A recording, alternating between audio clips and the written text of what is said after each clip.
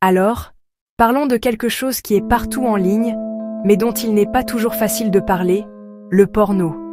Je ne suis pas là pour juger, mais je veux décortiquer ce que la science dit sur la façon dont le porno affecte votre cerveau et vos relations dans la vraie vie. Alors, tout d'abord, que se passe-t-il réellement dans votre cerveau lorsque vous regardez du porno? Chaque fois que vous cliquez, votre cerveau reçoit une petite dose de dopamine. C'est la même substance chimique du bien-être que vous obtenez en mangeant votre plat préféré, ou en recevant beaucoup de j'aime sur votre dernière publication. Mais voici le problème. Quand vous continuez à recevoir ces doses, votre cerveau commence à en vouloir plus. C'est un peu comme votre collation préférée, mais après un certain temps, il vous en faut plus pour obtenir la même satisfaction. C'est ce qu'on appelle la tolérance. Maintenant, parlons de la façon dont cela peut déborder dans la vraie vie. Si votre cerveau s'habitue aux récompenses instantanées du porno, l'intimité dans la vraie vie peut commencer à sembler moins excitante. Vous pourriez trouver plus difficile de vous connecter avec une personne réelle, ou vous pourriez vous attendre à ce que les choses soient comme ce que vous avez vu en ligne, ce qui est généralement assez irréaliste.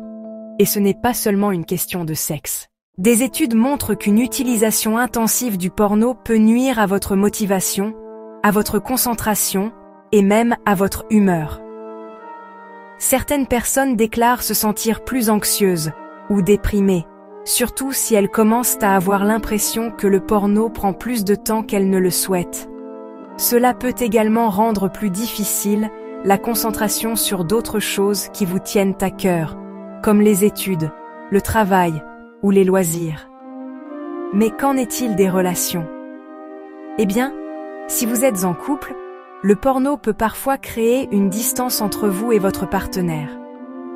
Certaines personnes se sentent moins satisfaites de leur relation ou commencent à comparer leur partenaire à ce qu'elles voient en ligne, ce qui n'est ni juste ni réaliste.